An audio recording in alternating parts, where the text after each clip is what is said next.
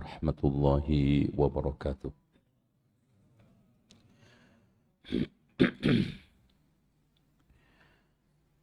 Innal hamdalillah nahmaduhu wa nasta'inuhu wa nastaghfiruhu wa nastahdiih wa na'udzu billahi min shururi anfusina wa sayyiati a'malina.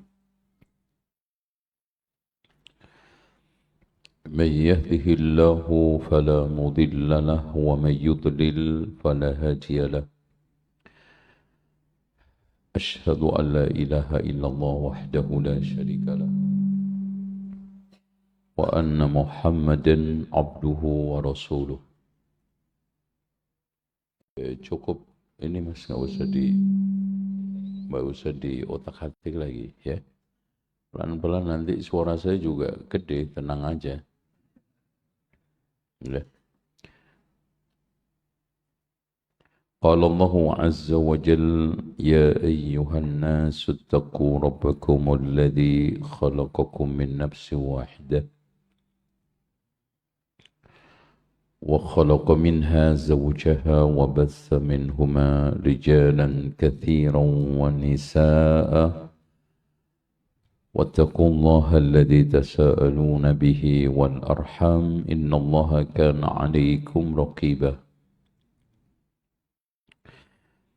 وقال سبحانه وتعالى يا أيها الذين آمنوا اتقوا الله حق تقاته ولا تموتن إلا وأنتم مسلمون. وقال تبارك وتعالى يا أيها الذين آمنوا اتقوا الله وقولوا قولا سديدا يصلح لكم أعمالكم ويغفر لكم ذنوبكم ومن يطع الله ورسوله فقد فاز فوزا عظيما. فإن خير الحديث كتاب الله وخير الهدي هدي محمد صلى الله عليه وسلم وشر الأمور محدثاتها وكل محدثة بدعة وكل بدعة ضلالة وكل ضلالة في النار. Ikhwah sekalian, sebelum saya memasuki kitab, ada baiknya kita mengenal penulis. Kata orang, nggak kenal maka nggak sayang. Apalagi kita akan mengambil faedah. Nggak apik, kita udah dikasih gratis, tapi kita tidak tahu diri. Karena problem masalah hidup itu sumbernya cuma dua. Nggak tahu diri sama dirinya nggak tahu. Ini itu. Contoh faktanya itu orang pemasukannya cuma 7 juta mau poligami, itu namanya nggak tahu diri. Tapi ada orang pemasukannya 70 juta nggak poligami, itu dirinya nggak tahu.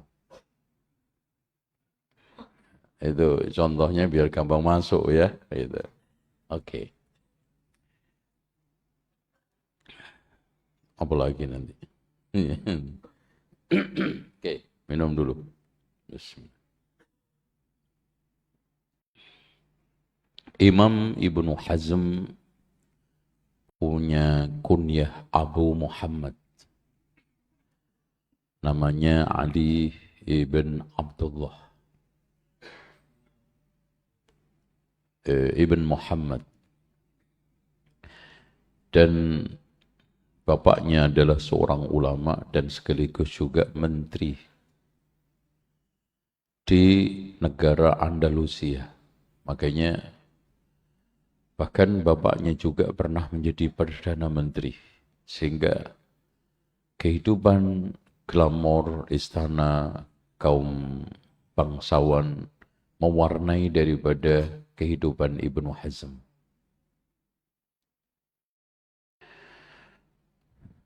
Imam Ibnu Hazm banyak mendapatkan pujian tapi juga sekaligus kritikan. bahkan cibiran.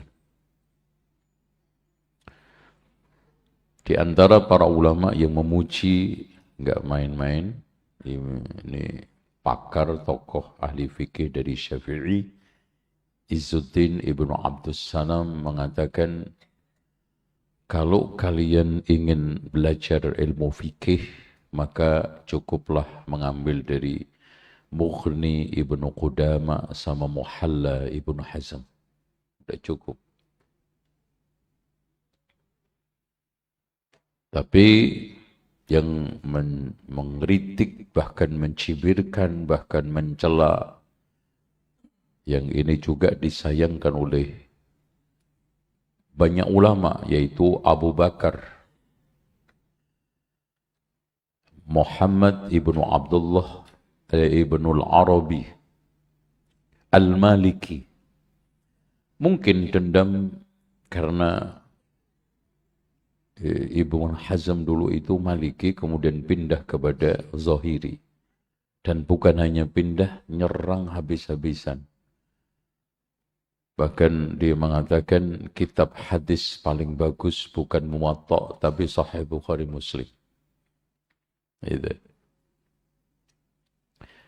Makanya panjang lebar mengkritik, mencela, mencibirkan Ibnu Hazm di dalam kitab Al-Awasim wal Qawasim.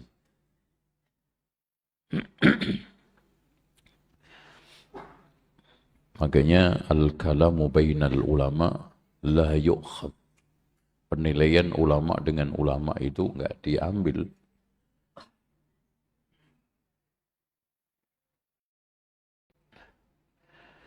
Tapi hadirin sekalian, secara umum kritikan para ulama kepada Ibnul Arabi juga enggak kalah pedasnya. Di antara mereka mengatakan Ibnul Arabi ini enggak punya adab kepada gurunya bapaknya. Itu kan. Ibnu Hazm itu guru bapaknya. Itu.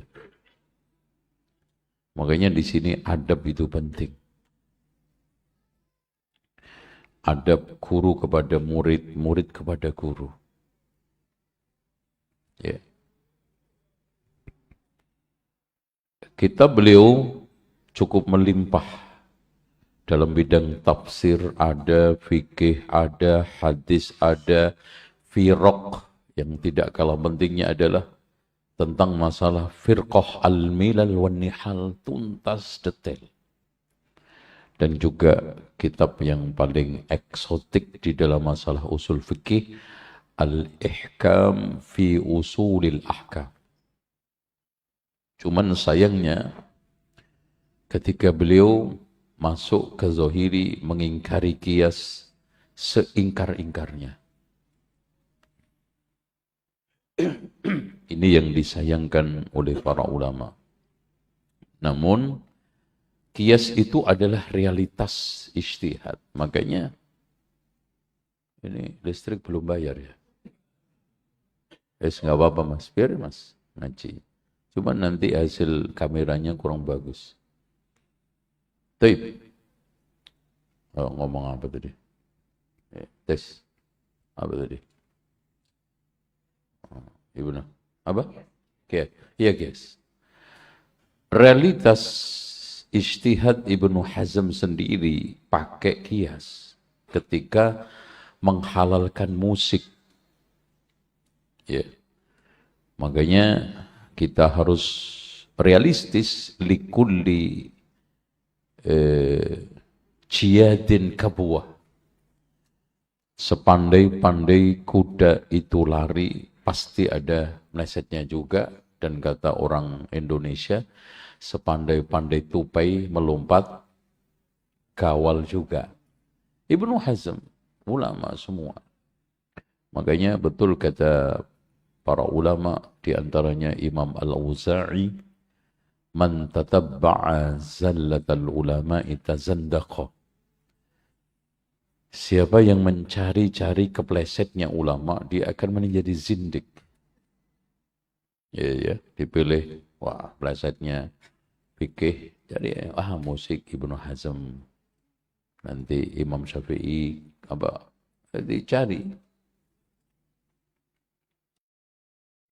Kalau antum begitu, nggak ada nanti yang nggak boleh. Bahkan fikih antum seenak-enaknya, sering saya katakan fikih prasmanan, dicomot yang enak dok. Itu. Taib. Ibnu Hazm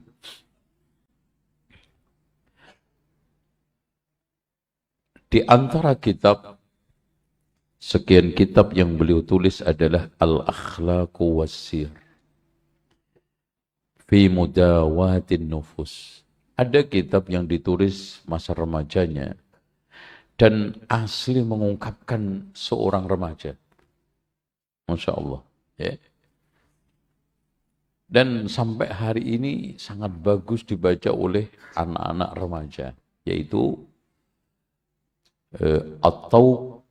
Tauqul Hamamah.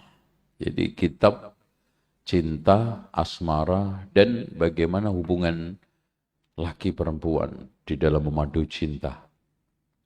Itu. Makanya judulnya sendiri itu unik, Tauqul Hamamah. Antum punya burung dara enggak? Ada enggak? Atau pernah lihat? Oke. Burung dara itu kalau udah dewasa ditandai ada kalung, ya. Kalung, itu kalung kan apa? Yang bulu yang mengkilat. Itu. Jadi seorang yang sudah seperti burung dara, yang sudah menandakan dewasa, tumbuh kalungnya. Nah nanti kalau usia laki kan tanda-tanda baliknya ABC, perempuan ABC, maka sah untuk bercinta. Tapi dengan cara yang halal, karena cinta itu tidak diharamkan, Nabi pun bercinta. Emang Nabi Muhammad kawin sama Khadijah bukan dasarnya cinta? Hah? Sama Aisyah, sama Zainab, sama Ummu Salamah, bahkan Ummu Salamah itu dikejar Nabi Muhammad. Gitu. Seorang Nabi ngejar, kan Masya Allah kan gitu. Bahkan ketika dia, ya Rasulullah saya sudah tua, saya lebih tua dari kamu. Ya Rasulullah anak saya banyak, saya rawat, tapi saya cemburu. Saya doakan sama Allah supaya dihilangkan cemburunya. Kan ente alasannya, ya kan gitu. Udah mentok, akhirnya nyerah, ya Rasulullah. Ini adalah wujud daripada pengabulan doa. Wa akhlif li khairan min. Ya Allah, gantilah aku dengan yang lebih baik. Karena ketika itu pun dia di hatinya terbesit. Emang ada orang yang lebih baik dari Abu Salamah? Ternyata ada, Rasulullah Sallallahu Alaihi Wasallam. Oke, beliau wafat tahun gampang dihafal 456 Hijriah. Ya, 456. Itu. Ini wafatnya Imam Ibnu Hazm 456. Setelahnya itu ada ulama-ulama, Ibnu Daqiq Al-Aid, kemudian ada Syekh Abdul Qadir Jailani, generasi setelah itu Abu Hamid Al-Ghazali, setelah itu ada Imam Nawawi, ya. Dan tahun-tahun ini Indonesia sudah kemasukan orang-orang dari Arab, karena di Leran Gresik itu ada makam yang panjang-panjang. Itu diantaranya ada nisan tertulis nama Fatimah binti Maimun bin Hibatullah yang wafat tahun 475. Ya berarti dekat dengan Ibnu Hazm waktu masanya. Ya. Karena memang tahun ini Islam itu menguasai dunia. Sampai dataran Eropa. Karena Andalusia, makanya Abu Muhammad Ali ibnu Muhammad Al-Andalusi. Tapi sayang beliau sampai haji belum sampai mati wafat, belum keturutan untuk pergi haji. Ya. Karena jauh dan berbagai macam kesibukan. Tapi Masya Allah Pak, ada seorang ulama yang penggemar Imam Ahmad dari Andalusia. Saking pengennya ketemu Imam Ahmad, akhirnya dengan perbekalan minim, jalan kaki dari Andalusia ke Baghdad. Namanya Baqi ibnu Mikhlad al-Andalusi. Itu pun setelah datang di Baghdad, Imam Ahmad dicekal. Tidak bisa belajar. Tapi beliau tidak kehabisan akal. Dia datang dengan perantara yang khusus, karena kalau sampai ketahuan pasti dibunuh. Siapapun yang dekat, apalagi ketemu. Maka dia sanggup sempat ketemu Imam Ahmad dan mengatakan, wahai Abu Abdullah, saya datang jauh dari Andalusia, jalan kaki. Bisa enggak saya belajar kepadamu untuk mengambil beberapa hadis?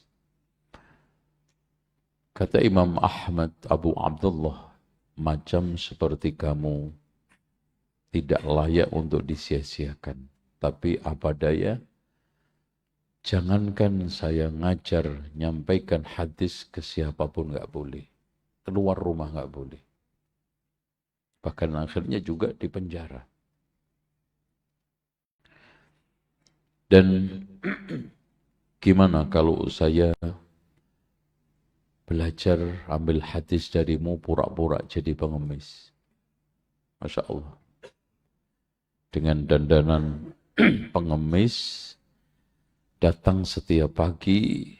Kalau saya mengatakan, Tuan sedekah, keluarlah dan bacakan hadis sebisanya. Masya Allah. Dibacakan Imam Ahmad. Bertahun-tahun sampai akhirnya masuk penjara.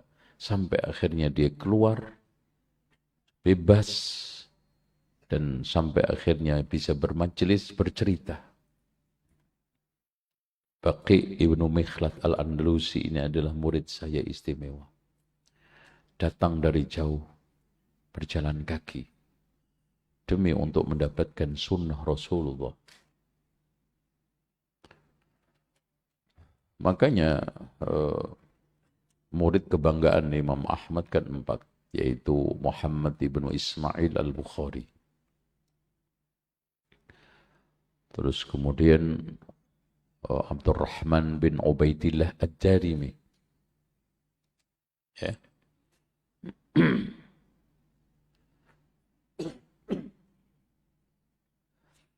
Ad-Darimi ini Masya Allah ya, dikenal seorang yang Masya Allah, nggak ada satu pun yang mencacat, mencela kemampuan dia di dalam menghafal. Ya. Nah, hadirin sekalian, Imam Ahmad sebagai seorang guru yang hebat, yang mumpuni, yang kena fitnah besar. Dikatakan oleh Imam Ibnul Jauzi di dalam kitab Manaqib Ahmad ibnu Hanbal, dia punya kitab judulnya Manaqib Ahmad, jadi perjalanan hidup. Dia menceritakan bagaimana Imam Ahmad itu disiksa. Andaikan cambukan itu digunakan untuk mencambuk unta, dia akan mati. Tapi Imam Ahmad tidak menaruh dendam kepada pemimpin. Begitu juga dicontohkan oleh Imam Ibnu Taimiyah. Sekarang orang yang suka ngebuli pemerintah, ngeritik pemerintah, mencela pemerintah, ana tanya, sedolim apa yang antum dapatkan dari pemerintah? Lebih dari Imam Ahmad sama Ibnu Taimiyah. Sesakit apa yang antum dapatkan dari pemerintah dibanding sakitnya, perihnya, zolimnya pemimpin kepada Imam Ahmad sama kepada Ibnu Taimiyah. Mati di penjara Pak Imam Ibnu Taimiyah. Enggak dendam tuh. Bahkan ketika Imam Ahmad diajak untuk melawan pemerintah, iyyakum wad-dima. Waspadalah terhadap darah kaum muslimin. Kenapa? Imam Ahmad pengalaman bahwa melawan pemerintah di samping nas tidak membolehkan, fakta, darah, fitnah, kecelakaan, dan berbagai macam malapetaka pasti terjadi. Gitu ya. Jadi seperti itu. Oke, sekarang kita masuk ke kitab Bismillahirrahmanirrahim. Ini adalah tradisi ulama salaf membuka kitabnya dengan basmalah. Karena Rasulullah sallallahu alaihi wasallam menegaskan kullu amrin tibalin la yubtada'u bi bismillahi fahuwa aqta'. Setiap perkara kebaikan yang tidak diawali dengan bismillah itu terputus. Para ulama memberikan satu penjelasan, terputus rahmatnya, berkahnya, dan pertolongannya. Makanya para ulama ahli tafsir mengungkapkan ba di situ fungsinya adalah baul isti'anah, minta bantuan. Ba. Bi aslinya dari ismillah. Karena seakan-akan seorang ketika kerja, ya Allah bantulah aku supaya kerjaan ini selesai. Ketika makan, ya Allah bantulah aku makanan ini menjadi rahmat buat hidup saya, barokah buat badan saya. Ketika antum sampai mau berhubungan intim, antum mau bahkan termasuk kepleset, kita dianjurkan Rasulullah Bismillah, bukan astagfirullah. Itu. Hadisnya yang maklum itu masyhur bahwa ada Rasulullah naik kendaraan sama seorang sahabat, kepleset kendaraannya. Ta'isa syaitan, celaka itu syaitan. Jangan ngomong ta'isa syaitan, celaka syaitan akan membesar. Walakin gul bismillah. Tip. Makanya Rasulullah SAW, para nabi mengirim surat juga dengan bismillah. Nabi Sulaiman, innahu min Sulaiman wa innahu bismillahirrahmanirrahim. Alla ta'alu alayya wa'tuni muslimin. Rasulullah ketika mengirim surat ke Heraklius, ya, Bismillahirrahmanirrahim. Ila manittaba'al huda min Muhammad ila Heraklius adimir Rum.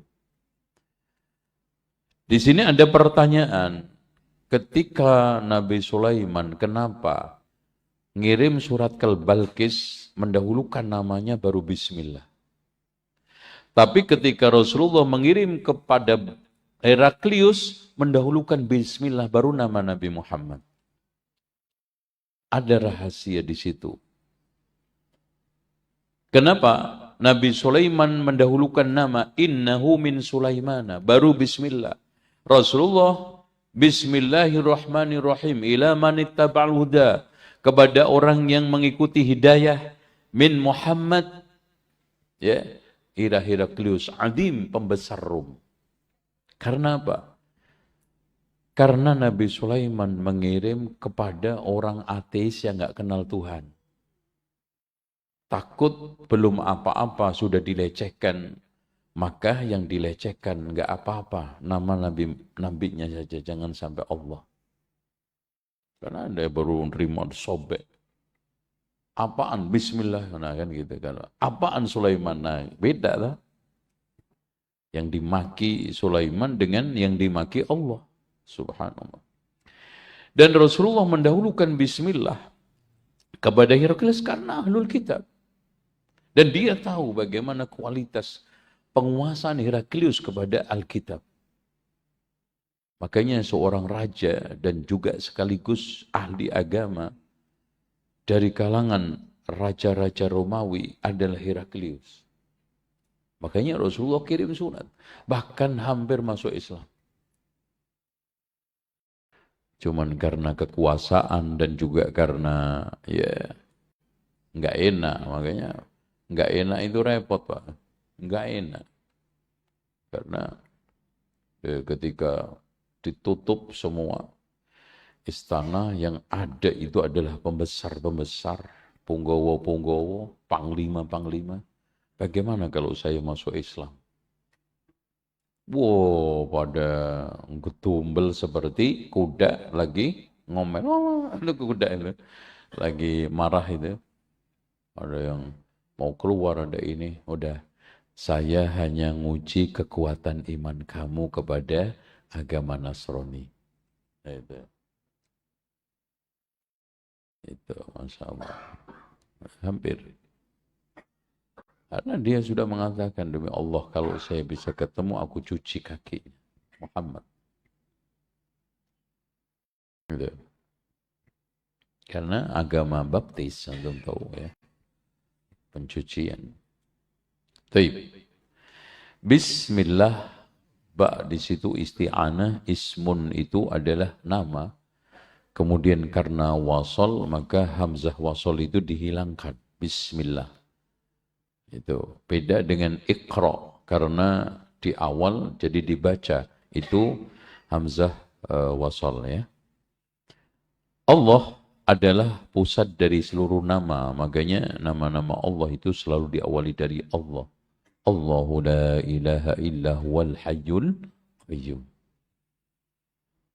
Dan maknanya al-ilah itu ta'lahuhu kullu khalqin, ta'buduhu kullu kainatin. Dituhankan, diagungkan, disembah oleh setiap makhluk. Itu makna ilah.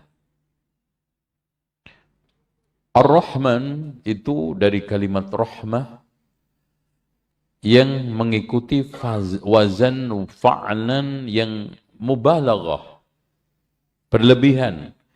Karena rahmat Allah itu mencakup mengenai mukmin dan kafir. Hujan, nggak ada pandang peduli etnis agama. Fajir, soleh, toleh, kena semua. Yang sholat, nggak sholat, ya pertaniannya juga bagus hasilnya. Jadi intinya jangan ngukur kesolehan lewat dunia. Rasulullah sendiri udah mengatakan, Innallaha yu'til mal liman yuhibbu wa liman la yuhibbu.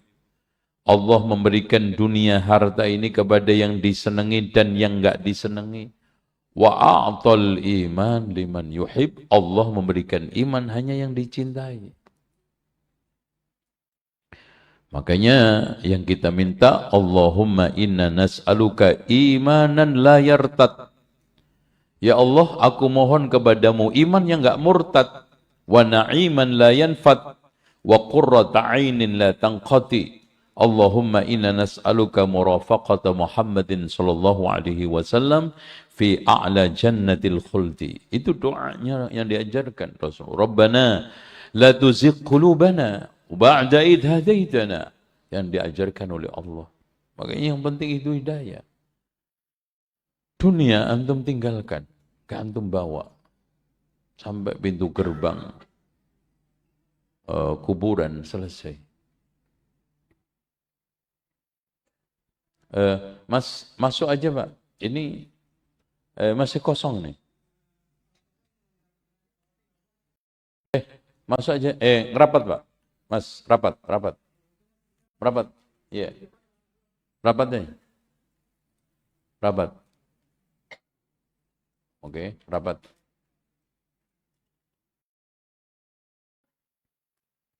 Wow, AC-nya nyala semua padahal ya. Masya Allah. Hebat. Masya Allah. Saya itu cocoknya AC, kalau kipas nggak cocok. Nah, bener nggak Pak? Bener itu ya. Alhamdulillah. Silakan dirapatin aja, insya Allah. Kemudian mau ditutup. Akhwatnya di mana rencana? Oh, sampai kanan kiri. Oke. So, lain kali ini dikondisikan. Oke. Baik. Mudah-mudahan istiqomah. Oke. Ikhwas sekalian, kita sekarang masuk muqaddimatul muallif rahimahullahu ta'ala, muqaddimah. Kalau ar-rahim itu maknanya adalah rahimul akhirah, makanya rahmanul dunya wa rahimul akhirah. Bahkan para ulama memberikan tafsir di antara ar-rahman itu pemilik rahmat, ar-rahim menyalurkan kepada yang berhak.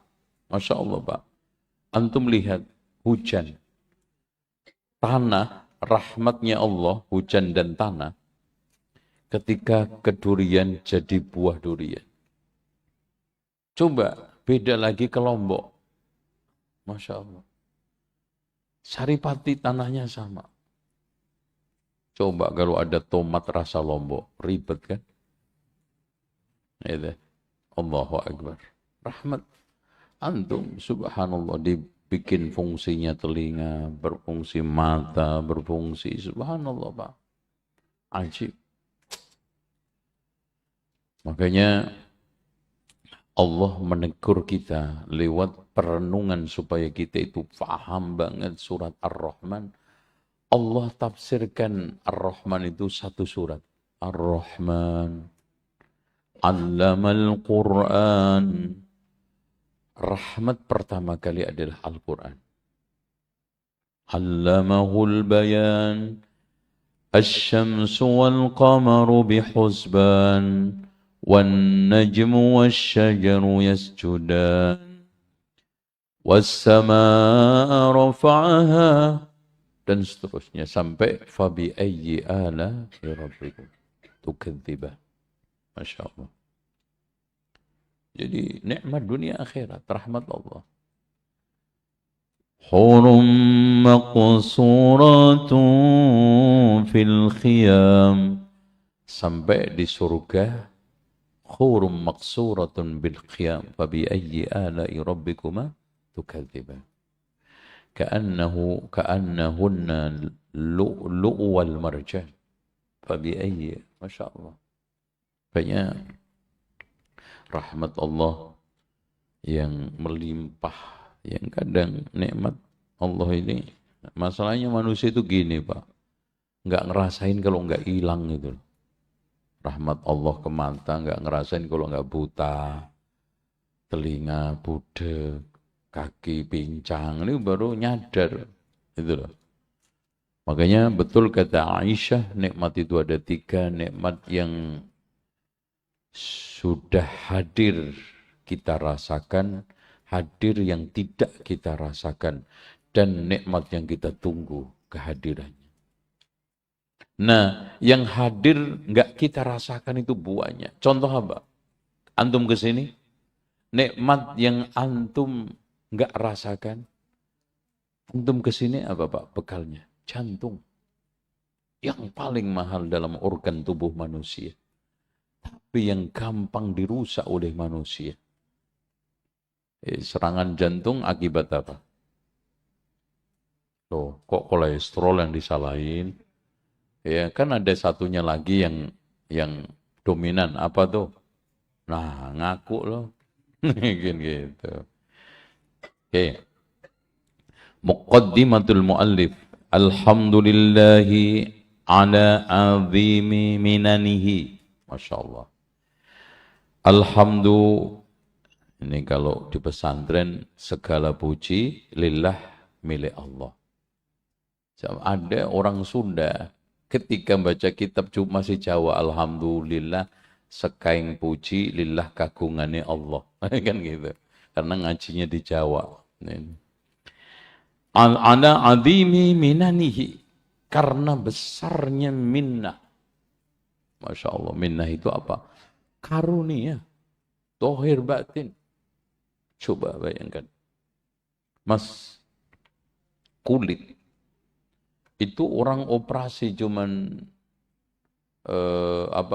kulit lebarnya itu 5 cm, itu bisa 500 juta ke Korea sana. Itu subhanallah, antum. Gigi berapa?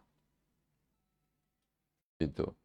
Coba kalau tahu-tahu rambut hidung antum perotol nggak tumbuh lagi. Waduh, itu per 5 menit bersin antum. Masya Allah, nikmat kecil-kecil ini. Nih, rambut, alis. Anak tanya sama antum, anak kasih 5 juta. Bener nih? Sebutkan jumlah rambut alis antum ada berapa? Gitu aja katanya tahu perkara goib. Goib, wah. Rambut alis aja nggak iso ngitung. Itu. Bohong itu si wali. Itu. Tanya ini sama Mbah Wali katanya tahu perkara goib. Mbah, jumlah rambut alis Mbah berapa? Itu. Nggak ngerti. Gitu aja katanya rusak njuruning karah, rusak durungi winara. Itu ya bohong. Wa sallallahu ala sayyidina Muhammad. Ikhwah sekalian, menggunakan sayyidina di dalam khutbah ceramah, nggak ada masalah. Yang dimasalahkan itu ketika sudah menjadi tek ibadah. Karena sallu kama ra'aitumuni usolli, ya udah. Rasulullah baca enggak? Enggak, ya enggak. Iya, iya, iya. Contoh, antum adzan, asyhadu anna Muhammadan sayyidina Muhammad. Itu gimana tuh? Orang saya tuh bubar. Asyhadu anna, kan ini, oke. Asyhadu anna sayyidina Muhammad Rasulullah. Oh, apa ini mas? Iya. Karena apa? Rasul mengajarkan kita adzan nggak ada sayyidina. Sama antum tarik. Rasulullah ngajarin tasyahud kita nggak pakai Allahumma sholli ala sayyidina. Nah kalau ngomong bebas muji Rasul adalah Nabi Agung, Rasulullah Sayyidina, silakan ngobrol. Rasulullah sendiri juga mengatakan ana sayyidu waladi Adam. Teksnya adalah ibadah, formatnya apa? Ittiba. Sallu kama ra'aitu muni usolli. Oh, muni usolli jadi. Muni usolli. Malah nggak benar ini. Muni usolli. Wa khatamna ala Sayyidina Muhammad wa abdih. Ya. Kenapa? Muhammad abdun adalah la yu'bad, enggak bisa disembah. Wa rasulun la yukadzab, rasul enggak bisa didustakan. Sehebat apapun pujian kita, sehebat apapun menundukkan Rasulullah enggak sampai pada tingkatan Tuhan. Itu makanya dari sini tampaklah berlebihan bahkan bisa masuk ke dalam kemusyrikan qasidah burdah yang mengatakan ya akramal khalqi ma liman aludhu bihi siwaka inda hululil hadisil amimi. Itu ini qasidah itu ya Rabbi bil Mustafa balik maka sadayana. Ya Rabbi bil Mustafa balik maka sidana wafil. Itu sama. Ya akramal, wahai makhluk yang paling mulia, kepada siapa lagi aku berlindung kepada Allah kalau tidak melalui perantaraan kamu. Jadi nggak bisa nyampe Allah kalau nggak lewat Nabi Muhammad. Wa inna min judika dunya wa dharrataha wa min ulumika ilmul lawhi wal qalami. Baik. Wa khatamin nabiyyin. Jadi kita itu yakin, seyakin-yakinnya. Rasulullah itu penutup para nabi, apalagi Rasul. Nabi aja nggak akan ada. Karena setiap Rasul pasti nabi, tapi tidak semua nabi pasti Rasul. Rasul aja nggak ada, apalagi nabi. Makanya dari situ ikhwas sekalian, orang yang tidak mengikuti Rasulullah, maka ditolak agamanya. Wa may yabtaghi ghairal islami dinan falan yuqbala minhu. Makanya Rasulullah mengumpamakan Islam yang dibangun oleh para rasul, para nabi itu seperti gedung yang sudah megah mencakar langit, cuman tinggal satu bata. Makanya Rasulullah mengatakan apa? Ana tilkal labina. Akulah satu bata itu. Logikanya gini, Pak. Kalau ada bangunan mencakar langit, dibangun berpuluh-puluh tahun, insinyur pertama mati, ganti yang kedua, ketiga, keempat, sampai akhirnya insinyur terakhir, pemilik gedung meminta pertanggungjawaban ke insinyur pertama, ada yang terakhir. Terakhir. Makanya Rasulullah bersumpah, walladzi nafsu Muhammadin biyadi. Demi jiwa Muhammad yang ada di tangannya. La yasma'u bi ahadun min hadhil ummah. Tidaklah ada umat ini mendengarkanku. Yahudiyun wala Nasraniyun. Yahudi maupun Nasrani. Thumma yamutu walam yu'min billadhi ursiltu bihi. Illa kana min ashabin nar. Kemudian mati tidak beriman kepadaku. Maka termasuk ahli neraka.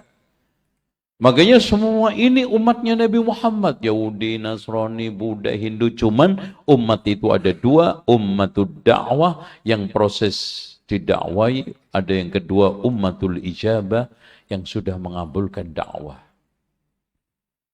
Taib. Anbiya wa rasuli wasallama tasliman kathira. Ya, makanya antum banyakin baca salawat salam kepada Rasulullah setiap saat, karena itu doa. Wassalam, kita doakan selamat. Memang Rasulullah enggak selamat. Ya enggak gitu. Maksudnya, kita doakan selamat di dunia, akhirnya kan jasadnya Rasulullah berkali-kali dicuri gagal. Allah jaga. Selamat risalahnya. Sampai hari ini masih bertahan, sudah 1500 tahun. Selamat nanti di akhirat, karena semua nabi ketika meniti sirat itu Allahumma sallim sallim. Makanya wasallama tasliman katsira. Wa abra'u ilaihi ta'ala minal hawli wal qaul. Kita serahkan semua daya upaya. Makanya kita ucapkan la hawla wa la quwata illa billah. Wa asta'inuhu ala kulli ma ya'sim minad dunya. Kita mohon bantuan, pertolongan. Enggak ada. Apapun dan kerjaan, kegiatan apapun, kalau enggak dibantu Allah itu bisa sempurna. Makanya hakikat daripada surat ini Al-Fatihah dan isi seluruh daripada surat Al-Quran, iyyaka na'budu wa iyyaka nasta'in. Makanya Masya Allah Pak, Imam Ibnu Qayyim Al-Jauziyah menafsirkan satu ayat ini Pak, sampai 2 jilid. Muncul satu kitab besar namanya Madarijus Salikin. Gitu kan? Masya Allah. Kenapa? Karena Rasulullah sendiri mengatakan kan, ihris ala ma yanfa'uk. Berusahalah untuk mengejar yang bermanfaat untuk dirimu. Wasta'in billah, minta bantuan kepada Allah. Wala ta'jas, jangan lemah. Dikit-dikit pasrah, dikit-dikit enggak mampu, dikit-dikit enggak bisa, dicoba enggak. Jangan Pak, itu bukan sifat hamba Allah. Umat Nabi Muhammad. Umat Nabi Muhammad itu gigih. Jangan seperti yang dikeluhkan Umar, Allahumma inni a'udzubika min dha'fil mu'min wa jaladil fajir. Ya Allah, atau min dha'fil thiqah. Ya, saya mohon kepadamu berlindung dari orang yang terpercaya, tapi gigihnya orang yang pengkhianat. Pengkhianat itu gigih semua. Tapi yang baik, lembek, enggak berdaya, pasrah, jangan. Itu. Coba gagal, itu kesalahan itu Pak, media pembelajaran. Bukan sebagai apa? Momok kehidupan. Jadi murid salah itu wajar. Karena salah itulah antum harus belajar dan mengajar. Makanya ada istilah KBM, kegiatan belajar. Antum belajar juga dari kesalahan murid, cara negornya, cara cari jawabannya untuk supaya anak itu benar. Kan belajar, mengajar. Gitu. Mending antum naik motor pernah jatuh daripada nggak pernah jatuh karena nggak naik. Gayanya apa? Mas Sana seumur-umur hidup nggak pernah tuh naik jatuh dari motor karena nggak pernah naik. Ya Allah, lo jangan cerita. Ana mas dagang seumur-umur nggak pernah rugi dagang karena nggak pernah dagang. Ya, namanya dagang itu Pak, penyakitnya itu uang dibawa orang, modal ente, ya, ya dagang, kapok atau nggak kapok itu aja urusannya dagang itu. Makanya saya sering kasih pengertian gini, kalau antum mau bisnis, kalau dagang sih beda, bisnis sama dagang, atau harus bedakan. Ada istilah tijarah, ada istilah al-bay'. Kalau dagang bisa sambilan, antum kan karyawan sambil dagang, nawar-nawarin, mas mau gorengan nggak? Itu dagang, tapi bisnis butuh fokus. 4 tahun pertama bisnis makan kita, habis-habisan. 4 tahun kedua bisnis makan bisnis, nutup. Kita makan bisnis, nah gitu, makan makanan kan gitu. Betah-betahan mana antum?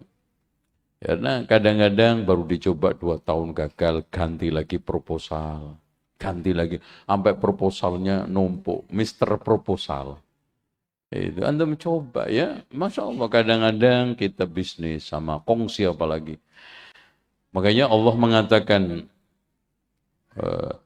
wa innal khulafa la yabghi ba'duhum ala ba'din illa alladhina amanu. Ya. Kongsi itu cenderung dolim satu dengan yang lainnya kecuali orang beriman. Wa qalilun mim, sedikit. Makanya kalau kongsi yang jelas perjanjiannya MOU-nya. Contoh kita bisnis ikan, hilang ikannya. Katanya dimakan ular. Ularnya ndasi ireng. Ular lagi yang disalahin. Cari kambing hitam, ular Pak. Lagi gitu juga bisnis lidah buaya. Laporan terakhir lidahnya di mana, buayanya di mana? Kagak nyambung, hilang lidahnya, tinggal buaya. Astagfirullahaladzim. Itu makanya harus hati-hati. Oke ya. Yukhallis la haula wala wa asta'inuhu ala kulli ma ya'sim. Ya minta bantuan ya Allah supaya antum dilindungi di dunia ini min jami'il makhawif, dari seluruh hal yang menakutkan, wal makari, sesuatu yang tidak mengenakkan. Itu.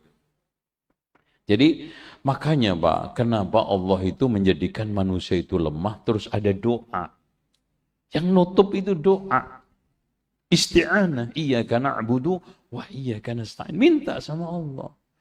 Problematikanya, banyak orang stres menghadapi kehidupan, masalah hidup, nggak bisa karena banyak mengadu kepada manusia, kurang bisa mengadu sama Allah. Padahal suatu kaidah tidak bisa diingkari, banyak mengadu kepada makhluk, bikin keruh hati, banyak mengadu kepada Khalik, bikin bersih hati. Makanya disyariatkan i'tikaf kan, untuk membersihin antum. Ngobrol sama tetangga, ya disindir, kesel lagi. Aduh mbak, baju begitu juga masih ada mbak, aduh, mantul.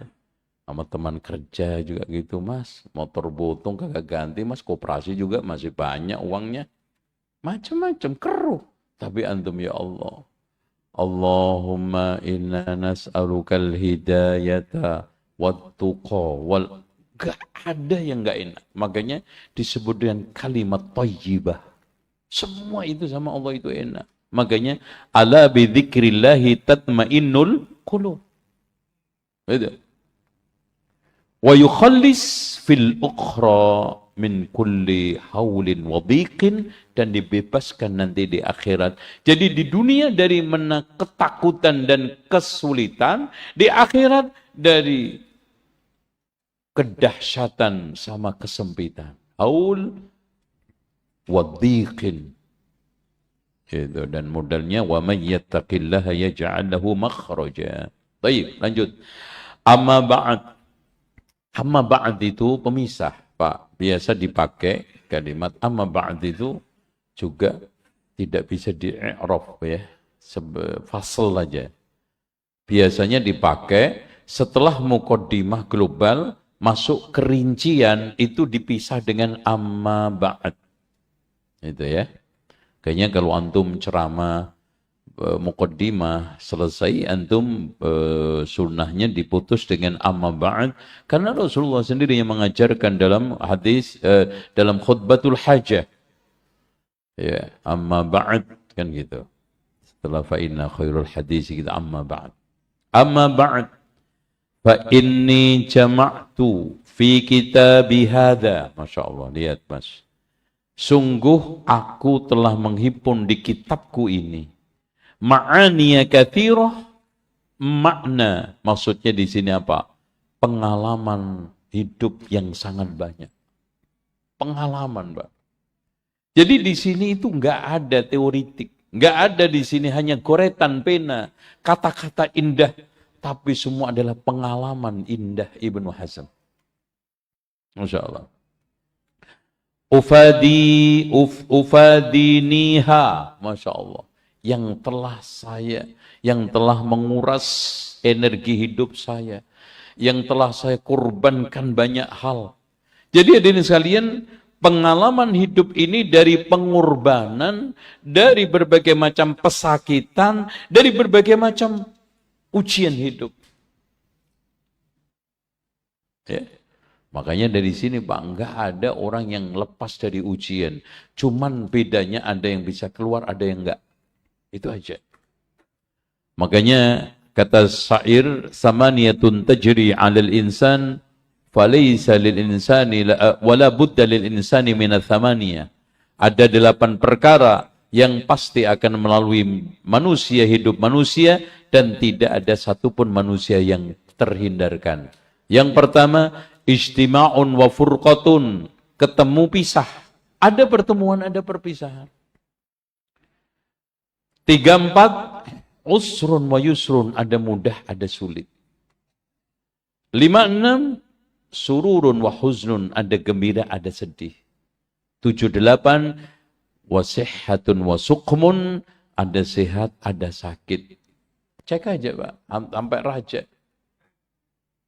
Fir'aun aja yang kayak begitu pernah juga masuk angin. Cuman gak ada riwayatnya aja. Gitu. Ya capek, pegel, sakit di Fir'aun. Mati kok juga dia. Gitu. Jadi semua. Yang rakyat jelata, yang rakyat jelita sama Pak. Itu nggak ada. Makanya nanti antum kalau makin ke dalam ini isi kitabnya Masya Allah. Ya. Dan kitab ini bolak-balik saya baca berkali-kali, nggak pernah bosan. Ya, nggak pernah bosan. Ajib ya. Wahibut tamyiz ta'ala, yang memberikan pemilah. Jadi wahibut tamyiz, yang memberikan akal sehat kita. Kenapa? Tamyiz itu akal itu tamyiz. Makanya anak yang sudah mulai berakal disebut dengan usia tamyiz. Karena itu inti daripada yang membedakan manusia dengan hewan. Tahu nggak bedanya antum sama kucing? Kucing roti diendus. Kotoran juga digini-giniin sama. Kucing. Kalau antum, oh itu tai kucing udah dihindarin. Itu. Makanya tanda orang waras itu membedakan.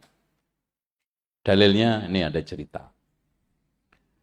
Ada cara terapi manual untuk menyembuhkan orang gila, disuruh ngisi ember bocor. Ya, diisi terus. Lama-lama, kok nanya ya, kok nggak penuh-penuh? Nah, mulai waras itu. Itu. Iya ya, kenapa saya isi nggak penuh-penuh? Nyari. Kalau diisi terus berarti gendeng. Tuh. Makanya tanda orang itu tidak waras. Udah salah dilanjutin. Nggak bener dilanjutin. Harusnya nggak bener itu di stop. Ini nggak bener. Kenapa diisi terus kok nggak penuh? Akhirnya apa? Si gendeng udah mulai waras. Dihentikan. Ditambal bocornya. Makanya kata Abu Hamid Al-Ghazali ada ungkapan yang indah di dalam kitab Ayat Ayyuhal Walad. Kitab pendidikan yang ditulis oleh Abu Hamid Al-Ghazali. Al-ilmu bila amalin jununun wal amalu bila ilmin la yakun. Ilmu tanpa diamalkan adalah kegilaan. Dan amal tanpa ilmu nggak mungkin. Masya Allah. Kenapa? Abu Hamid Al-Ghazali mengatakan orang yang punya ilmu nggak mengamalkan itu gila. Kenapa ya? Ayo. Berarti banyak orang gendeng sekarang, Pak. Itu kata Abu Hamid loh ini, Abu Al-Ghazali. Iya. Karena dia tidak bisa memilah. Oh ini salah, ini ada yang salah. Kok punya ilmu nggak diamali? Kan ada yang salah. Hentikan itu. Ini diteruskan berarti. Makanya Allah menjuluki Rasulullah, Pak. Nun wal qalami wa ma yasturun ma anta bi ni'mati rabbika bimajnun. Kenapa? Rasulullah bi ni'matil Islam enggak gila karena Rasulullah mengamalkan. Makanya sampai Aisyah mengatakan khuluquhul Quran. Akhlaknya Rasulullah apa? Al-Quran. Itu Pak. Makanya pas banget itu. Kalau begini akeh nggak wong gendeng ya Mas? Akeh ya. Jangan-jangan kebanyakan kaum muslimin ini karena itu sehingga hancur kehidupan mereka. Mayoritas tapi nggak punya daya upaya. Oke. Wahibut tamyiz ta'ana bimururil ayyam wa ta'aqubil ahwal. Hidup tidak lepas dari 3 hari. Kemarin, sekarang, besok. Hidup itu cuma 3 hari, Pak. Wa ta'aqubil perubahan kondisi. Jadi ternyata hidup itu cuma 2. Ngadepin perubahan sama ngadepin hari. Siapa yang sukses? Wal asri. Innal insana lafi khusr illa alladziina amanu. Makanya bimumuru ayyam wa ta'aqubil ahwal. Kita sekarang hanya ditanyakan itu, Pak.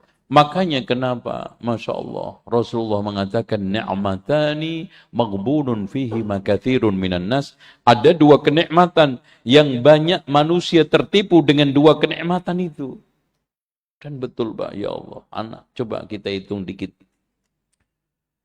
Ya Allah, kadang-kadang, coba antum kita bersama-sama merenungkan. Kita ini tertipu oleh umur, waktu. Antum tidur rata-rata jam berapa? Jam 9. Oke. Bangun 4. Mati aja itu berapa jam sampean itu? Ayo Pak itu. 9, 10, 11, 12, 1, 2, 3, 4. 8. Kalau jam 8. Oke, jam 10. Ya udah. Mati tiap malam 6 jam. Oke. Antum kalau dikasih umur oleh Allah 60 tahun, antum coba kalikan. 6 jam kali 30 berapa? Coba. 6 berapa? Berapa? 180 kali 12. Coba. 12 bulan. Yo. 2100 kali 12. Atau kali 60 deh. Kali 60 tahun. Yo, berapa? 129.000 jam mati sampean. Berapa? Tinggal berapa umur itu? Dibagi jam, dibagi sehari berapa? 24. Coba antum bagi 128 kali 24. Dibagi. Yo. 5.400. Masya Allah. Ya. Itu. Terus antum dipotong lagi chatting sama janda. Ya, berapa jam ya? Ngaku sampai aja ngingkir ya. Parah sampai nih guys. Terus ngompi, nongkrong, ngerokok, apalagi perokok. Per 5 menit ngerokok. Itu, subhanallah, habis ya Allah. Nangis kita Pak. Betul, shadaqah Rasulullah maghbun, tertipu. Itu tidur dok. Belum lagi umur yang dipotong Allah ketika masa kecil antum yang nggak ada gunanya, cuman main-main yuyu, bebek itu kan. Berapa tahun? Nangis, makan, turu, ya kan? Namanya kecil, maktur, mangan turu. Itu. Terus di masa tua yang pensiun, ngelamun, nggak ada kegiatan kecuali menunggu besok sakit apa, gitu. Itu. Jadi itu bukan besok makan apa. Orang yang sudah tua itu Pak, besok ini makanan apa yang nggak bisa saya makan? Ya Allah. Maghbunun fima. As-sihhatu, sehat. Wal faraq, umur sempat. Tertipu. Rasulullah tidak bohong. Shadaqah Rasulullah maghbun. Wallahi ya ikhwan. Makanya Allah menegaskan wal asri. Makanya manajemen waktu. Orang hati sehat itu kata para ulama tandanya lebih pelit kepada umur waktunya daripada hartanya. Betul. Ya. Apalagi a'maru ummati kata Rasulullah. A'maru ummati ma baina sittina ila sab'in wa aqalluhum man yajuzu dhalika. Umur umatku ini antara 60 sampai 70, sedikit sekali yang lebih daripada itu. Maka kata Abu Hamid Al-Ghazali lagi di dalam kitab tadi Ayyuhal Walad, siapa yang sampai umurnya 40, kebaikannya tidak bisa mengungguli keburukannya, maka dia siapkan tempat tinggalnya di neraka. Iya. Pak, antum yang sudah 40 pertama, yang serba sehat, kuat, langkah, cerdik, kenceng, gak bisa ngungguli keburukan antum. Apa yang antum bisa andelin 40 yang serba tadi itu? Pokoknya turun semua Pak. Pendengaran turun, penglihatan turun, kekuatan turun, yang naik cuma 3, trigliserid, asam urat, kolesterol. Sampai telu iku tok. Apa yang antum bisa andalkan, surga mana? Makanya doa yang diajarkan Allah ketika umur kita 40, Rabbi auzi'ni an ashkura ni'mataka allati an'amta alayya wa ala walidayya wa an amala salihan tarda wa aslih li fi dhurriyyati inni tubtu. Nah. Jadi pikiran orang yang sudah menginjak umur 40 itu Pak, cuman 2. Bagaimana anak cucu saya ini baik, kemudian tobat, husnul khotimah. Nggak ada lagi. Ada yang mau habis. Makanya orang itu kalau pensiun paling bagus itu statusnya sirsam. Serius tapi santai. Nah, hari-harinya hidup di pesantren. Pensiun, santai, keren. Nah itu pesantren. Ya, pensiun, santai, keren gitu. Kalau enggak gitu, aduh ya Allah, kadang coba bayangkan Pak, habis pensiun hanya disibukkan dengan penyakit, ya Allah. Makanya kenapa Rasulullah mengajarkan kepada kita, Allahumma inni a'udzubika min an uradda ila ardalil umur. Ya Allah, aku berlindung kepadamu dari hinanya umur, masa tua. Karena gitu. Masa tiap bulan ganti-ganti dokter, cucu anak nyetor duit ke dokter. Masya Allah. Kaya tapi hanya lewat. Yang kaya siapa? Dokter. Gitu. Sampai dikasih parcel sama dokter karena pelanggan paling aktif. Masya Allah. Tumen Pak. Ini ada Hammers ya. Itu Insya Allah rumah sakit ngasih. Karena apa? Subhanallah. Sampai semua dokter, perawat apal dia itu dari jauh. Nah, itu sampai jarak di pintu aja udah tahu tuh.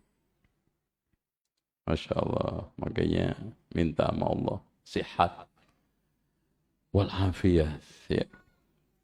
Makanya betul Pak, kata Rasulullah, ma'u'tiya abdun khairan ba'dal yaqin minal afiyah. Tidaklah ada sesuatu yang diberikan Allah kepada hamba lebih baik setelah keyakinan ketimbang al-afiyah. Allahumma inna nas'aluka al-afwa wal-afiyata fid dunya wal akhirah. Allahumma inna nas'aluka al-afwa wal-afiyata fi dini wa dunyaya wa ahli wa mali. Allahumma astur awrati wa amin rawati, dan seterusnya itu. Baik. Bima manahani azza wa jalla minat tahammum bitasarifiz zaman, yang Allah telah memberikan hadiah ujian berupa berbagai macam rintangan, bahkan kalau kita bisa tantangan hidup dari berbagai macam zaman. Jadi tantangan hidup itu karunia, Pak. Antum jangan dijadikan sebagai alat untuk mengeluh, sedih, apalagi menyalah-nyalahkan Allah. Gimana sih Allah ini nakdirin saya nggak beres banget, loh? Antum nggak beres banget, gimana beresnya antum? Wal isyraf ala ahwali, dan mampu mengatasinya, itu karunia yang lebih hebat. Wal isyraf ala ahwalihi hatta anfaqtu, Masya Allah. Jadi Ibnu Hazm dengan ujian, tantangan, dan berbagai macam pernak-pernik kehidupan, dia mencoba untuk mengatasinya. Hatta anfaqtu, sampai saya habiskan fi dzalika, dalam menyelesaikan itu, aktsara umri, kebanyakan umur saya. Masya Allah, itu. Kayaknya antum kalau enggak baca kitab ini rugi. Wa asartu taqhida dzalika, saya usahakan untuk menulisnya, mengoreksinya, mengeditnya. Ya, bil mutala'ati lahu, saya mutala'ah, saya baca lagi. Wal fikratu fihi, dan saya renungkan, saya pikirkan lagi. Dibolak-balik, Pak. Buku ini jadi berkali-kali edit, berkali-kali dibaca, berkali-kali dikoreksi oleh Imam Ibnu Hazm supaya manfaat. Allati tamilu ilaiha aktsarun nufus, sehingga disenangi oleh banyak jiwa. Wa 'alal izdiyad min fudulil mal, dan untuk menambah dari sisa-sisa harta. Wa zamamtu kullama sabartu, saya mencoba untuk serius, ya, untuk sungguh-sungguh di dalam mengedit. Sabartu itu menata. Yang atas kayaknya pasti, ini biasa. Orang kalau penulis pasti tahu suka duka penulis. Suka duka penulisan. Wah, ini nggak cocok nih, bab ini harus di akhir, bab ini di awal, bab ini di tengah. Tulisan, pemikiran ini kayaknya kita letakkan di akhir, Masya Allah. Coba bayangkan, Syekh Al-Albani itu motivasi penulisan kitab silsilah ahadits ad-dha'ifah sama as-sahihah yang berjilid-jilid itu karena apa? Mencari satu hadis nggak ketemu. Akhirnya membaca dari satu kitab, diurut semuanya. Di mana ini makalah ini? Kata-kata ini. Akhirnya subhanallah faedah. Makanya ketika kita melihat bukunya Syekh Al-Albani yang dihadiahkan kepada Jami'ah Islamiyah, dibikinkan perpustakaan khusus, ruang khusus, subhanallah. Enggak ada satupun yang masih utuh. Menunjukkan dibaca gitu. Nah, antum udah beli kitab dzikir doa, plastiknya aja masih utuh. Nah, katanya untuk anak cucu apa loh itu? Baca. Makanya doa cuman Robbana aja. Banter-banter bismika Allahumma amutu wa ahya. Mau tidur apa mau ngaji loh. Giliran ngaji tidur. Paling ditambah lagi bismika Allahumma inni bismillah Allahumma inni a'udzubika minal khubusi wal khaba'is. Itu pun ada yang enggak hafal padahal bolak-balik tiap hari itu. Gimana tuh ceritanya? Oleh karena itu wa zamamtu kullama sabartu min dzalika bihadzal kitab apa liyanfa'allahu bihi man yasha'u min ibadi, agar bermanfaat untuk hamba-hamba Allah yang dikehendaki. Mimman yasilu ilaihi, kepada siapa saja yang nyampe kepadanya, ma ata'abtu fihi nafsi, yang saya kecapean, saya kesulitan, saya betul-betul ta'ab untuk menulis kitab ini. Wajahatuha fihi, dan saya betul-betul mendapatkan berbagai macam rintangan, ujian, beban berat, macam-macam, juhud, ya, pengorbanan. Wa taltu fihi fikri, dan saya panjangkan pemikiran saya jadi untuk memikirkan kalimat per kalimat dari tulisan ini supaya berfaedah, supaya bermanfaat, supaya benar, supaya tepat. Itu membutuhkan lebih daripada umurnya dia. Masya Allah. Dan Masya Allah, fayakhudhu afwan, dan diambil hamba Allah ini gratis. No, coba gratis itu. Dia susah payah nulis, makanya kadang-kadang ya Allah, seorang penulis itu tidak sesuai dengan penghargaan pembaca. Coba, antum ketika membaca satu kitab ini, ditulis Ibnu Hazm kayak apa antum ya? Dan kita ambil gratis, fayakhudhu afwan, gratis. Wa hadaituhu ilaihi hadiah, dan saya hadiahkan bentuk hadiah murni, enggak pakai imbalan. Fayakunu dzalika afdhala lahu min kunuzil mal, dan itu lebih afdal dari simpanan harta kekayaan, wa aqdil amlak, ya, dan transaksi kekayaan, idza tadabbarahu, kalau dia renungkan, wa yassarahu Allah taala liisti'malihi, dan semoga Allah memudahkan untuk mengamalkannya. Wa ana rajin fi dzalika, saya berharap kepada Allah dalam hal itu, minallahi ta'ala a'zamal ajri, hanya meminta kepada Allah pahala, liniyati fi naf'i ibadihi, karena niatku hanya untuk memberikan manfaat hambanya, wa islahi ma fassad min akhlaqihim, dan memperbaiki yang rusak dari akhlak mereka, wa mudawati ilali nufusihim, untuk mengobati sakit jiwa mereka.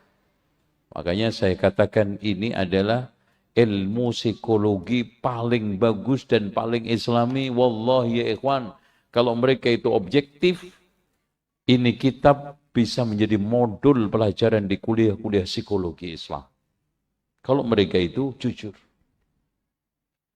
Kami sayang, mereka lebih mengkultus memakai kitab-kitab karya barat sekuler, bangga dengan jurnal-jurnal yang dibikin oleh mereka-mereka yang bumbu-bumbunya tidak jauh dari filsafat. Bahkan psikolog dan psikiater, rujukan mereka walaupun muslim-muslimah, ujung-ujungnya kitab-kitab yang bersumber dari sekuler barat. Akhirnya apa? Habis dari psikolog, stres, dan manusia paling stres psikolog. Nah, repot. Itu karena apa? Blunder, Pak. Dia sendiri itu mentok. Obat akhirnya kan, udah kasih aja obat tidur, udah tenang, ngeplay, Halo, nanti kumat lagi karena nggak mengangkar. Tapi ini wa mudawati ilali nufusihim, mengobati penyakit hati mereka, penyakit jiwa mereka. Wabillahi ta'ala asta'in, dan kepada Allah, dengan Allah aku mohon perlindungan, mohon bantuan.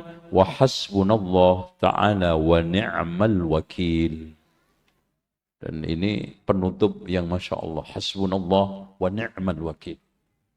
Doa zikir yang sangat hebat. Dibaca memang patut untuk saat kita itu ketakutan, gundah. Dan berbagai macam penyakit rohani menghantui kita.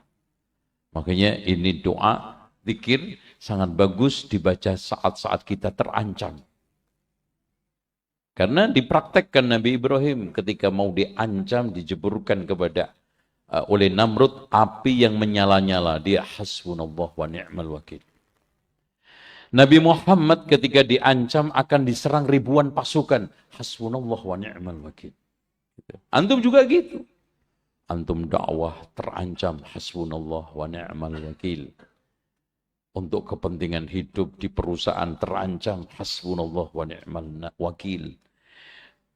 Kawin lagi terancam, takut ketahuan istri, hasbunallah wa ni'mal wakil. Insya Allah ketahuan.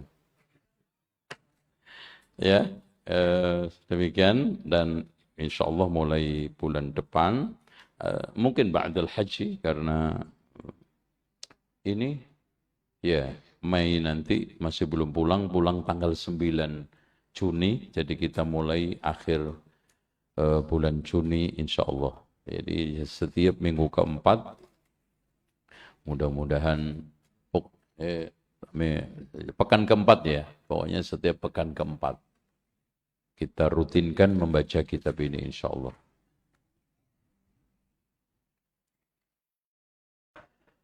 Assalamualaikum ya Ustadz, mohon petunjuk metode ruqyah secara sunnah untuk meruqyah orang yang kemasukan jin. Pertama begini, antum jangan jadikan sebagai profesi, kebiasaan, apalagi menjadi langganan gitu loh. Karena Rasulullah juga tidak menjadi langganan ruqyah. Makanya dibiarkan sahabat itu menjadi peruqyah. Contoh aja Abu Sa'id Al-Khudri pernah meruqyah kepala kabilah yang disengat itu kan. Kemudian diopai apa? Kambing. Kalau di sini tukang, berarti Rasulullah yang paling hebat. Abu Sa'id membawa aja kita ikut Rasulullah, nanti biar diruqyah Rasulullah. Enggak.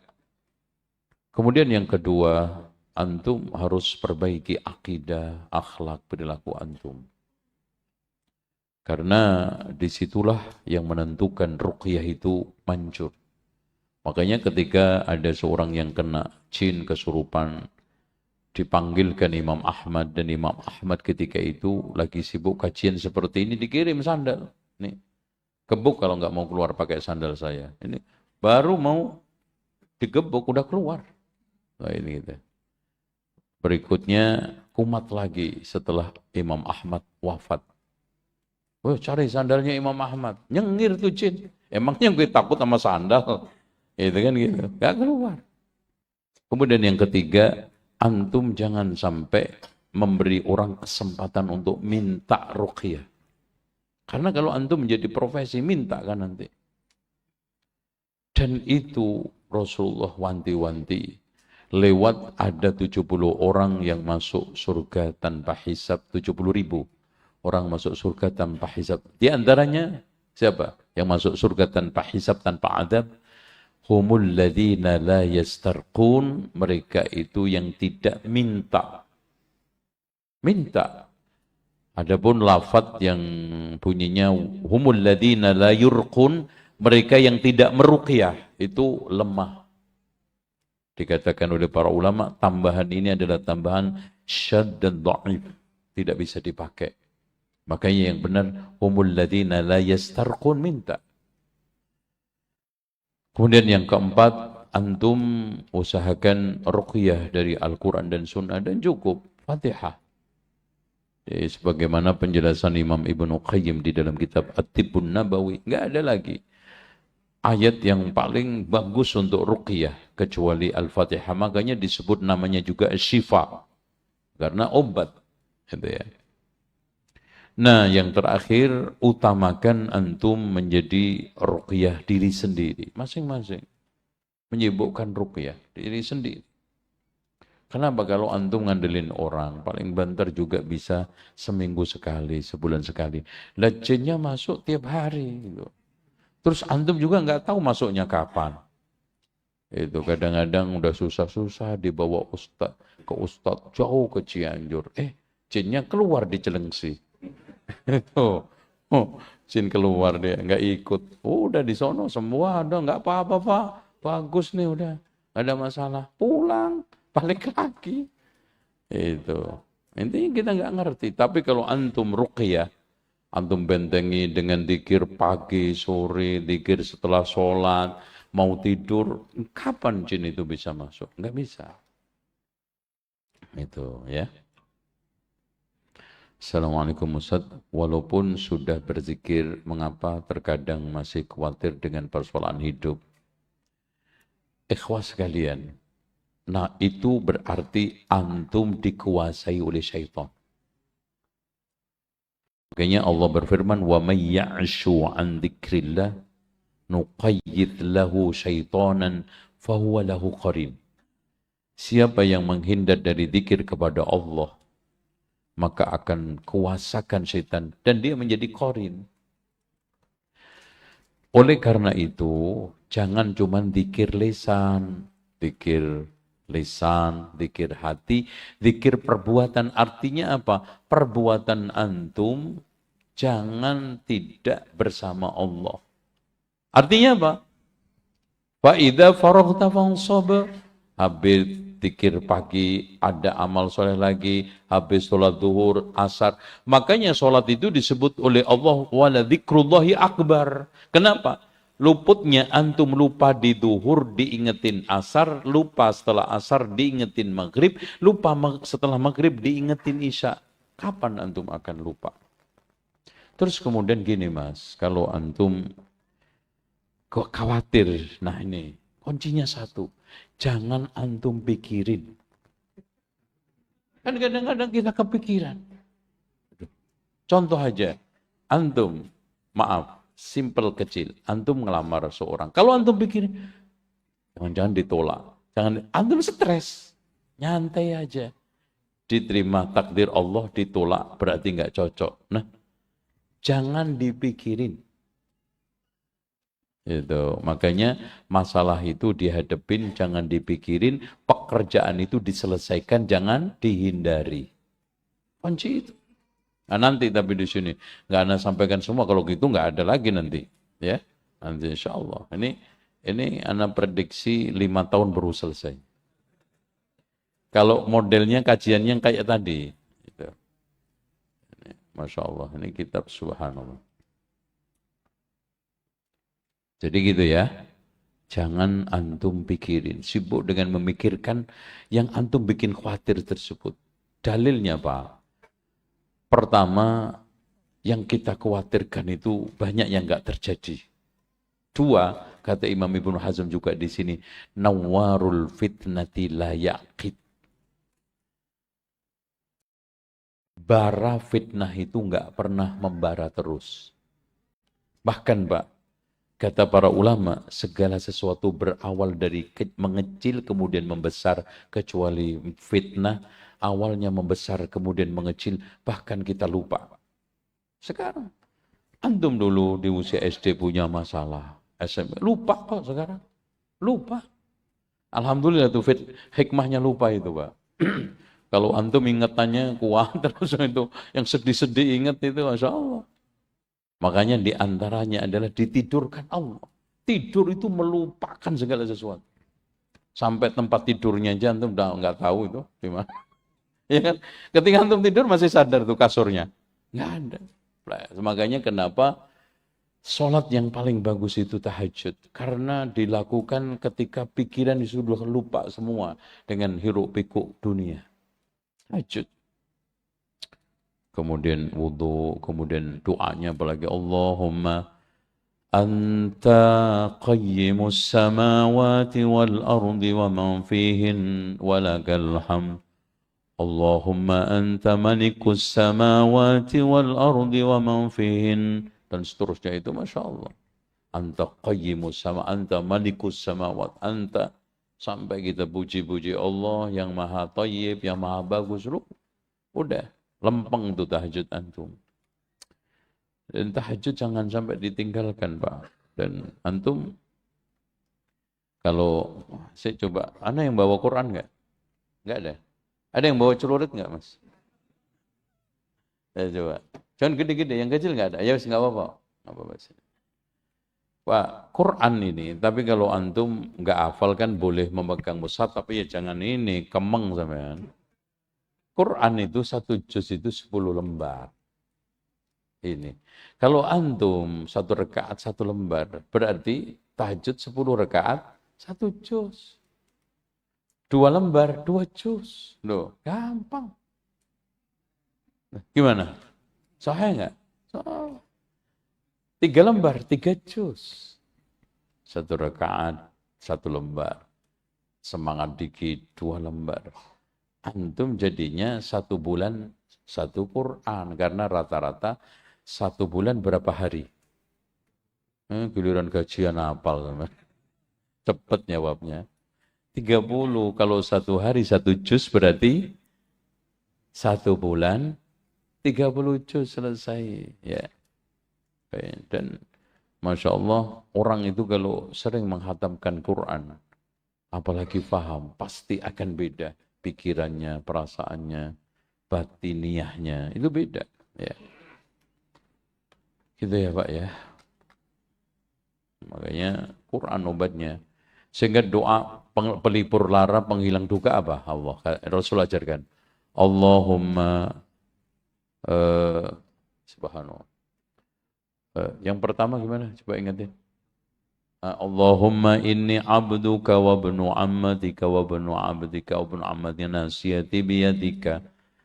Nasiyati biyadika adlun fiya qadauka madin fiya hukmuka. Allahumma inna nas'aluka باسم هو لك سميت به نفسك أو علمت واحدا من خلقك أو أنزلته في كتابك أو استأثرت به في علم الغيب عندك أن تجعل القرآن ربيع قلبي. Rabi' itu apa? Pendingin, Rabi' Mas.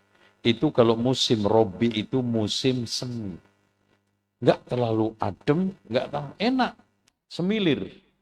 Itu Rabi'a qalbi wa nura, cahaya sadri, wa jala'a huzni, hilangnya gundah sedih, wa dhahaba ghammi, dan hilangnya gham. Apa bedanya huzn? Kalau huzn masa lalu, gham itu akan datang, gham sekarang. Makanya ada huzn, ada gham, ada ham. Makanya Allahumma inni a'udzubika minal hammi wal hazan. Kenapa? Ham itu yang akan datang. Ya Allah, nanti anak saya bisa sekolah enggak?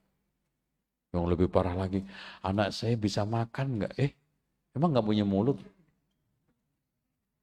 Anak saya bisa hidup enggak? Loh, udah dihidupin Allah. Ham, khuzn, ya Allah kemarin. Pengalaman adik saya. Memikirkan yang sudah terjadi. Kalau enggak dirinya, orang lain disama-samakan. Itu aja tetangga saya nggak bisa nyokolain anak, nggak bisa begini. Sedih akhirnya. Itu. Antum hilangkan. Ya. Oke.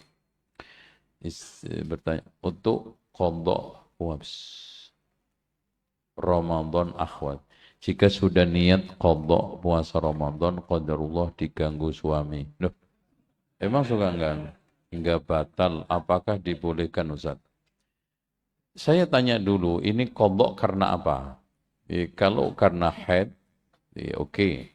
Memang harus diqadha. Kalau hamil menyusui, itu cukup bayar fidyah menurut pendapat Ibnu Abbas. penjelasan rincinya nggak usah saya jelaskan, kayaknya antum udah banyak dapat penjelasan ya. Ini yang gini, eh, pengertian rumah tangga itu. Ya kalau antum lihat istri antum udah susah-susah ngomong, ente ganggu lagi, ini kampret ini orang. Ya, ya. Gini Pak, karena gini, bagi seorang perempuan itu puasa itu berat, bukan karena berat badan. Karena ada anak, waktu, nyari-nyari kesempatan. Itu, lu sholat jamaah aja digugurkan, Jumat digugurkan, karena repot. Repotnya apa perempuan? Karena kerjaannya itu nggak ada yang tetap. Kalau antum kerja tetap, kalau istri antum tetap kerja. Gitu. Ya kan, antum sekarang coba ke perusahaan, udah jelas, pergi jam 7, nyampe kantor jam 8, jam 5 pulang. Istri antum, nggak ada jam tetap. Malam aja yang dikerjai. Itu.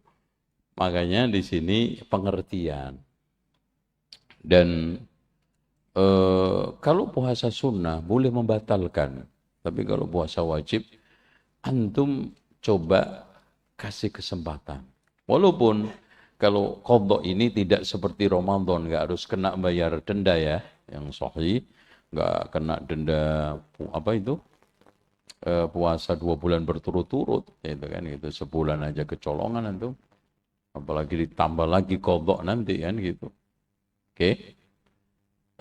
Kalau puasa sunnah, karena Rasulullah mengatakan al-mutatawwi' amirun li nafsi, orang yang melakukan sunnah itu punya kuasa atas dirinya sendiri, maka boleh lanjut, boleh enggak, apa saja sunnah. Ya. Antum mau sholat tahiyatul masjid, boleh lanjut, boleh enggak, gitu ya. Apakah dibolehkan, Ustaz? Nah, maksudnya yang dibolehkan diganggu apa diapain ini? Yang dibolehkan untuk membatalin qadha. Ini mungkin ya. Boleh membatalkan. Assalamualaikum Ustaz. Pada saat sholat setelah baca surat Al-Fatihah, bagaimana kaidah cara kalau kita mengambil beberapa ayat dari surat yang panjang dari Al-Quran, ayat tidak merusak makna dan intinya gini, diutamakan antum kalau baca surat itu diurut dari Al-Baqarah ke bawah. Jadi diusahakan lebih baik membaca Quran itu kita baca idza zulzila, baru setelah itu ara'aita. Jangan sampai tabbat yada, baru setelah itu kita membaca alhaakumut takasur. Itu walaupun tidak batal kalau antum balik. Umpamanya tabbat dulu, baru setelah itu li'ila fi Quraisyin, nggak apa-apa, sah. Tapi lebih baiknya diurut. Tapi kalau antum cungkirin ayatnya, dibaca dari bawah ke atas, itu dosa dan batal. Makanya ada jimat di Jawa itu namanya kulhu sungsang. Karena kulhu Allah dibaca berlawanan. Itu dari penghinaan Quran itu jadi jin bisa bantu. Itu ya. Makanya ini kan Quran yang dibaca. Ente nggak ngerti. Setan itu lihainya setengah mati godain kita. Ustadz mohon nasihatnya untuk menjelang pensiun. Nah ini. Nah. Saya itu berencana, mudah-mudahan antum jangan tiru dulu, baru rencana.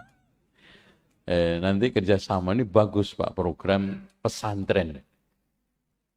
Pensiun santai keren, daurah pesantren. Nah, jadi apalagi kalau kita bikin pesantren pensiun. Dan nggak usah kita saklek atau kaku ya. Boleh ambil program pesantren seminggu, sebulan, 2 bulan, ada yang setahun.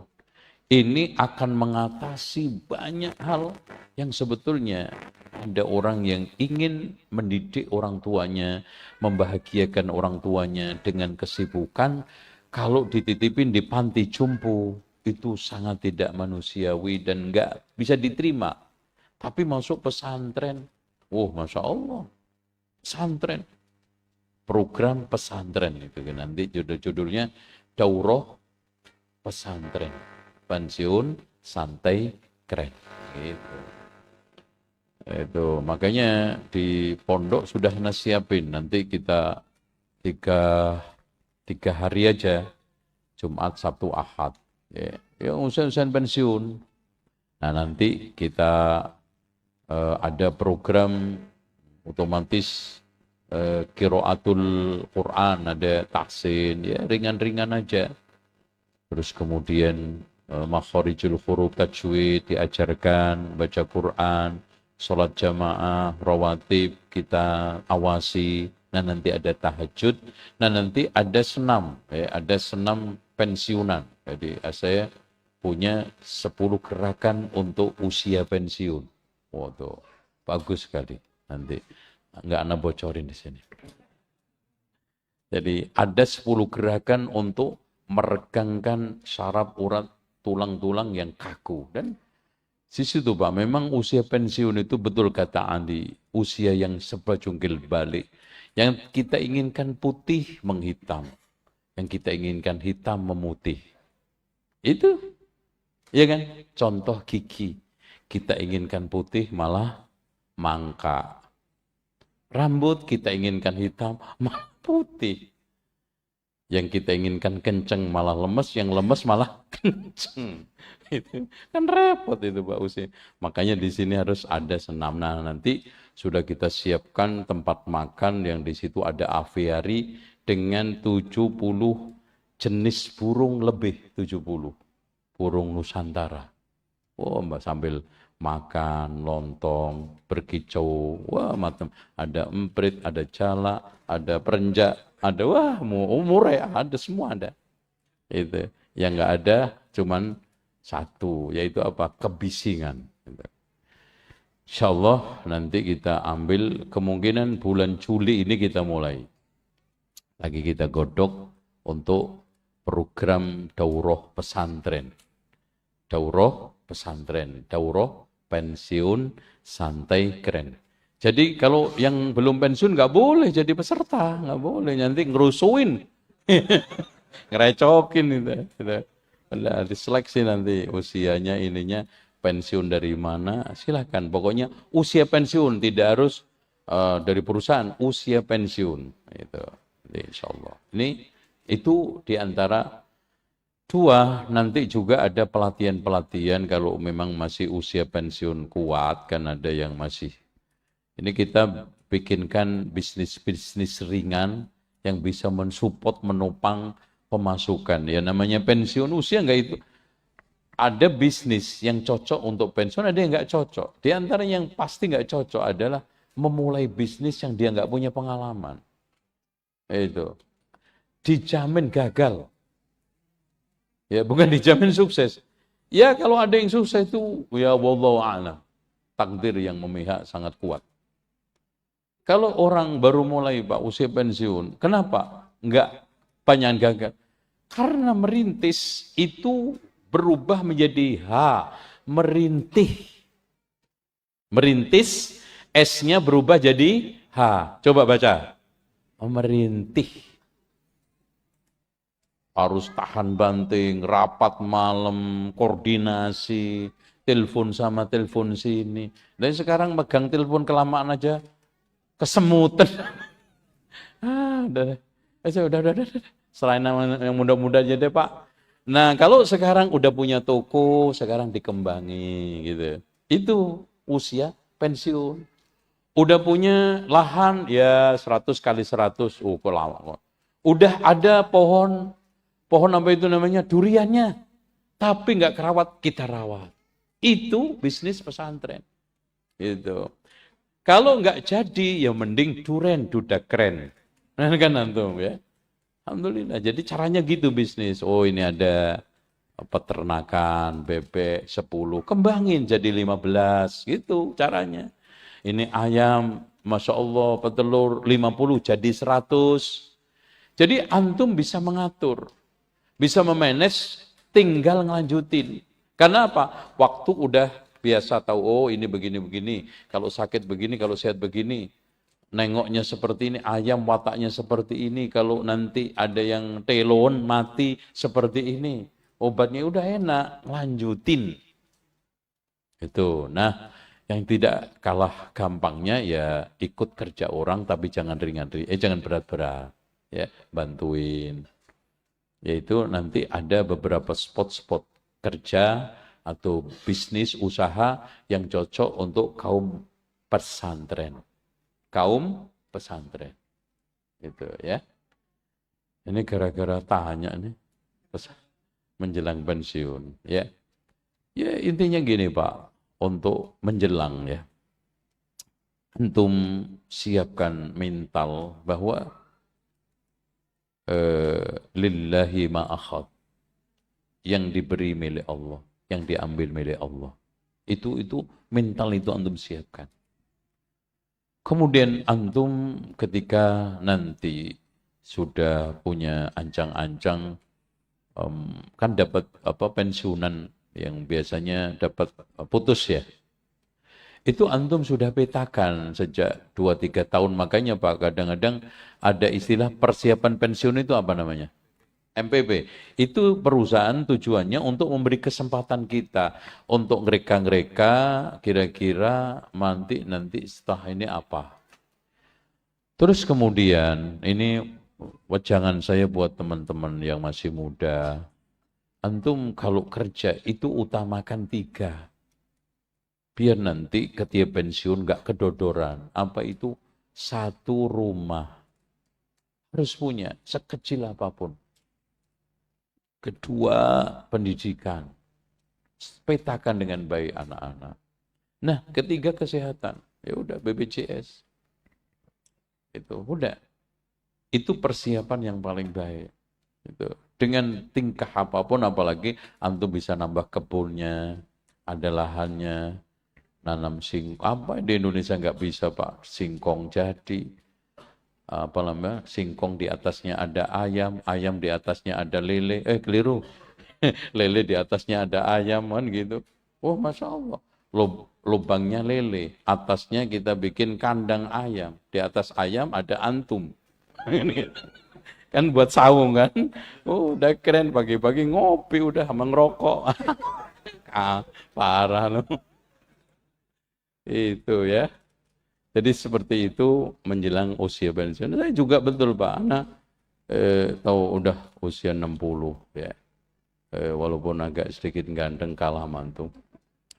Ya udah saya serahkan semua. Alhamdulillah anak-anak juga udah mulai mandiri, megang pondok, megang perusahaan. Itu seperti manusia nggak bisa bohong. Umur itu nggak bisa dibohongin. Ya, ngaji dulu saya sehari bisa 2 kali. Sekarang, Masya Allah. Itu. Malam-malam maghrib aja udah sepet mata. Aduh, minum obat apapun sepet masih. Kopi sampai 2 gelas malah tidur. Habis 2 gelas itu loh Pak, malah tidur. Katanya kopi, mana minum kopi supaya nggak ngantuk. Ini usia 60, habis minum kopi malah tidur. Wassalamualaikum. Aduh, itu usia nggak bisa dibohongin ya. Makanya ditata. Nah, makanya Rasulullah memberi garis kan umur umatku antara 60 sampai 70. Oke, cukup ya. Antum pulang nggak apa-apa. Saya juga sudah terlalu lama ngelihat antum. Bosen sih enggak ya. Tapi rada-rada ya gitulah. Insya Allah mudah-mudahan kita bisa berjumpa kembali di kesempatan lain di hari berikutnya, dan kajian rutin ini makin hari makin semarak, makin berkah. Ajak famili saudara teman supaya mendapatkan siraman rohani di masa di dunia ini. Sekarang zaman sekarang banyak membuat kita itu gampang stres. Kita akhiri dengan doa kafaratul majlis. Subhanakallahumma wa bihamdika Asyhadu an la ilaha illa anta astaghfiruka wa atubu ilaik. Wa sallallahu ala Muhammadin wa ala ali Muhammad walhamdulillahi rabbil alamin. Wassalamu alaikum.